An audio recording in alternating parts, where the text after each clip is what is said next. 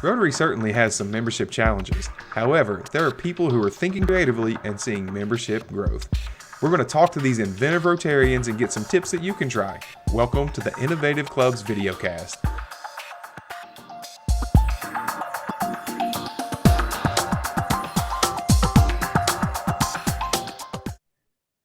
Hey folks, good to see you again on the Innovative Clubs videocast. I'm here today, have the honor today of being here with Tiffany Ervin, the immediate past district governor in District 7670, which is in Western North Carolina. Hi, Tiffany. Hi, Andy. Thanks so much. Yeah, glad you're here. Thanks for taking the time. So why don't we kick it right off? I've heard you talk about a passport club. Why don't you tell me a little bit about what a passport club is and why you wanted to start one? Absolutely. So the unique thing about a passport club is it is unlike any other club in a district. This club does not have its own service projects or its own fundraisers or special events, and they typically don't even have programs as part of their meetings. The beauty of that is these folks are available to volunteer with any Rotary club in our district or beyond.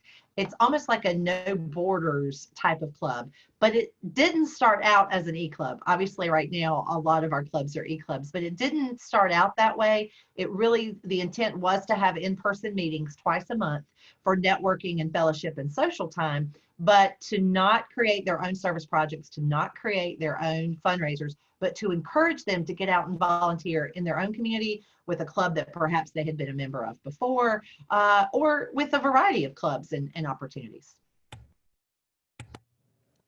Excellent. That sounds like a really unique way to do Rotary. Uh, Sure, it came about because I had talked to so many people while I was district governor that I would say, hey, you used to be a really active member of such and such Rotary Club. Why aren't you a member now? And I was always hearing the same responses. I don't have the time. I don't have the money. The traditional club format really isn't for me. And I would invite them to other clubs and they go, that's really not for me either. So I said, what if I could start a club that was specifically geared toward the things that you're telling me? And I had so many former members say that I would do. So that inspired me to start it. I wish I could take credit for the idea. I heard about it in another part of the country, did a little research, and then kind of tweaked it a little to make it our own. We actually decided we would print a hard copy of a passport and give it to all of the members who joined our club so they could physically take it with them when they went to a service project or when they visited another club. They could get a stamp or a sticker or just someone to sign it. It gave them something physical to show that really represents their Rotary Club. that's cool. That's a really cool idea. And also you made it fun too with the passport piece and having a little fun with it.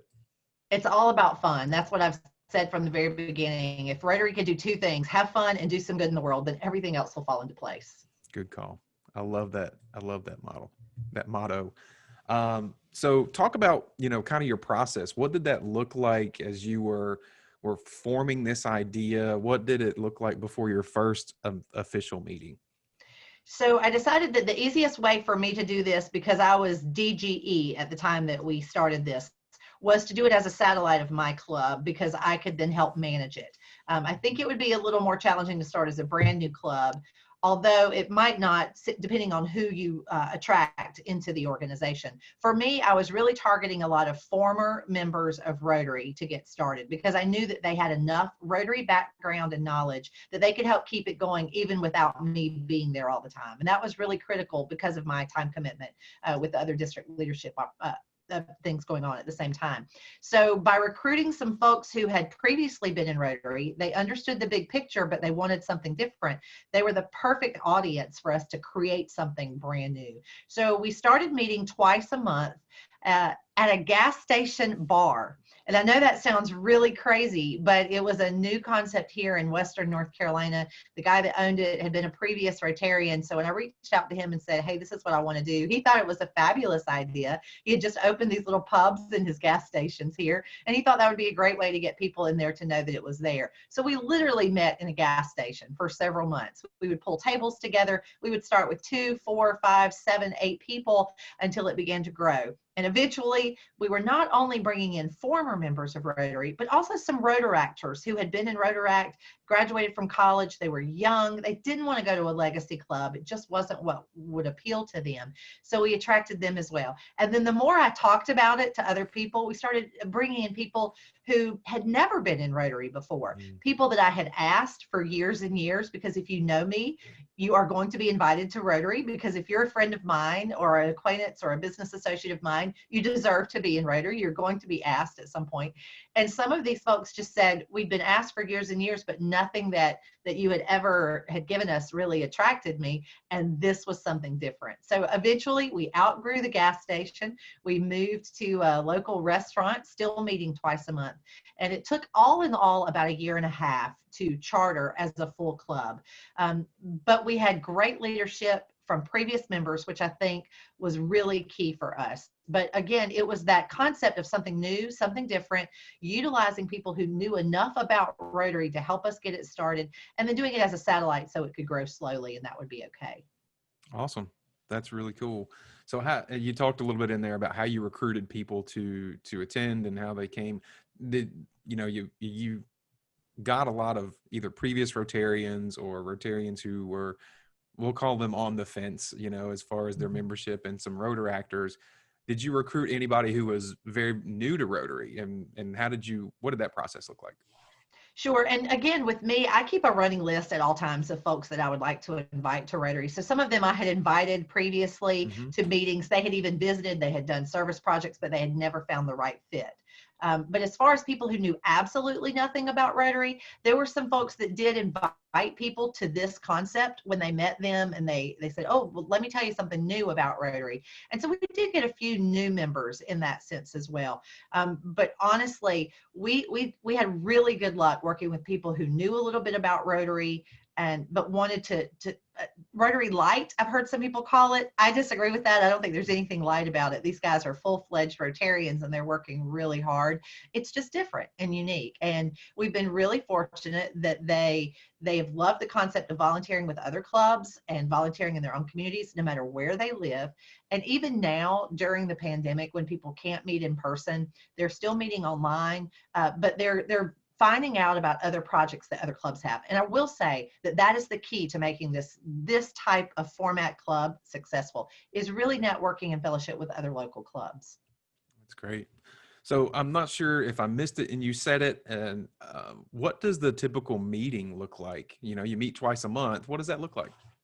Absolutely. It is very unique. It is not your typical legacy Rotary Club. There's no call to order. There's no bell. There's no banner hanging up. There's no happy dollars. There's no program, no speaker, no pledge of allegiance. It is not a typical Rotary Club. It is show up when you can at the bar or at the restaurant typically, and they actually are going back to some hybrid meetings starting next week, so that's exciting. And it's order food, order a drink, sit around and network and fellowship for about half an hour, and then for the final half an hour, the president leads some discussion about what other clubs in the area might be having projects going on, what district fundraisers and events are going on. They talk some Rotary talk, but there's no stand up, pledge of allegiance, say the four-way test, happy dollars, any of that. It's very atypical, if you will, but it really works for this group. The other thing that I love about it is they try to invite, and I worked really hard at this in the beginning, and I will say it's probably one of the challenges that we're facing because of the situation that we're in right now, but we have to work really hard to invite members of other clubs to come and learn about this club, because it's a great way for another club to get volunteers. I had several people say to me when I first started this concept, you're going to take away our members that don't want to pay for meals. That's going to be, you're just going to recruit them out of our club and bring them on. That's not what we were looking for at all. And I can honestly say that no members moved to that club from another club. Instead, we brought people back to Rotary who had left. But one of the things that the other clubs are now learning is that if they need additional hands on deck for delivering meals or cleaning up the streets or whatever, delivering dictionaries, whatever service project they're working on, even if it's an international service project, they come, they share during that last half hour of that meeting. And I use the word meeting very loosely because it's not much of a meeting. It's more of a social time and fellowship and networking. But they use that time to share their projects.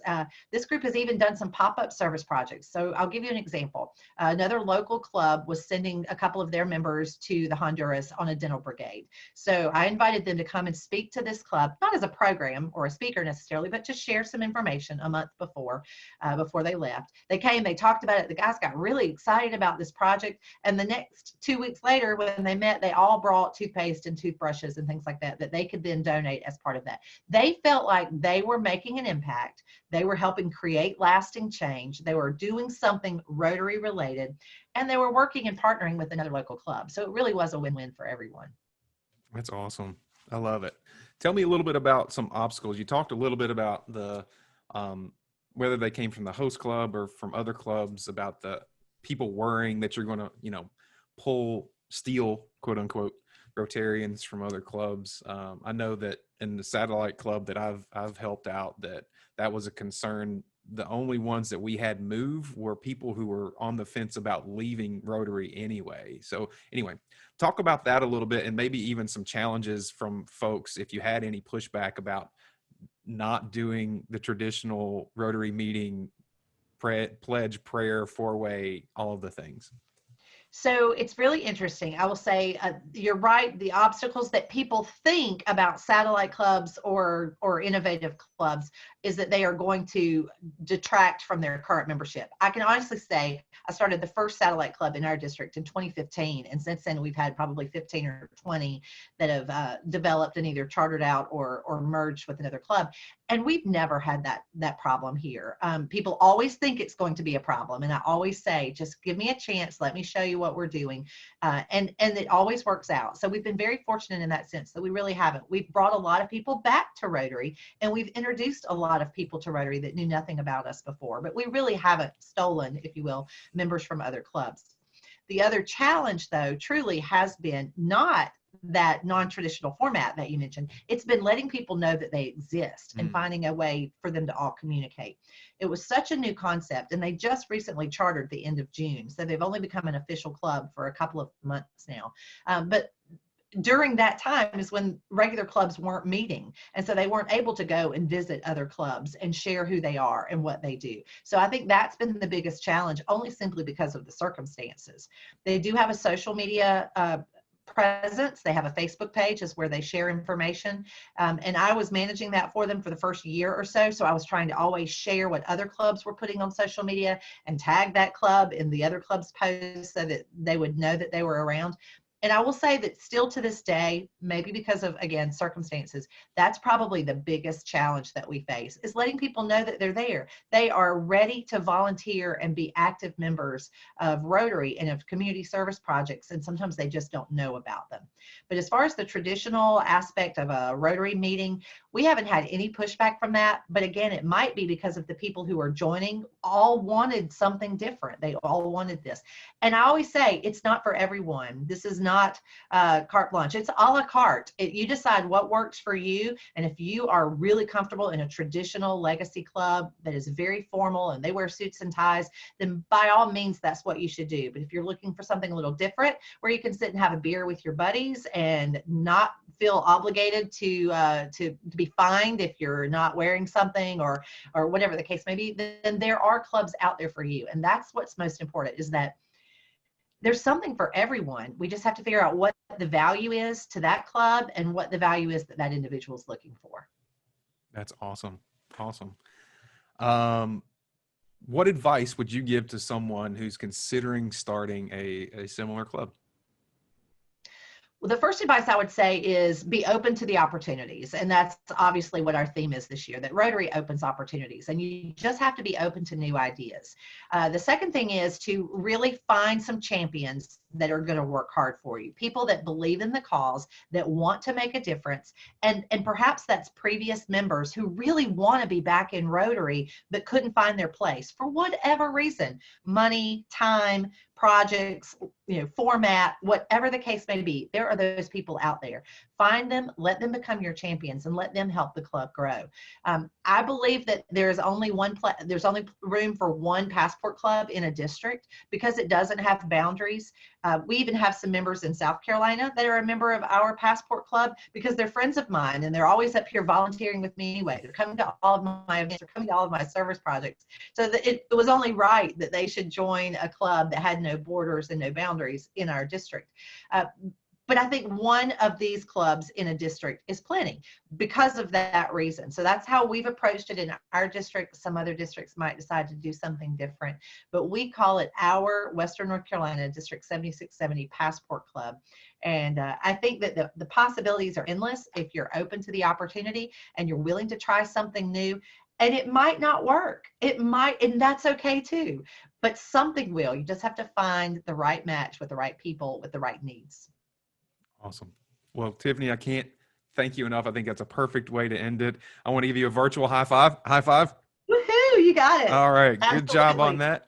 We appreciate it. And until next time, folks, we'll see you soon.